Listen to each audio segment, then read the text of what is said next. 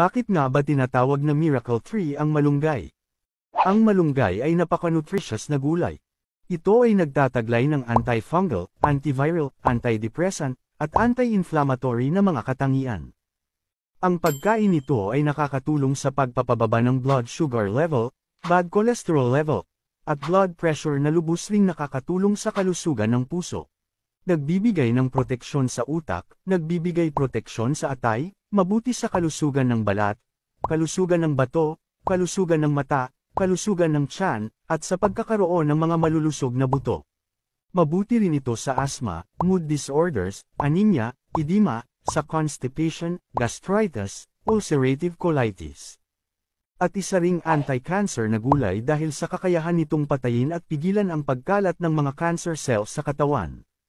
Follow my page para sa marami pang kaalamang panghalaman na ating tatalakayin at pag-uusapan.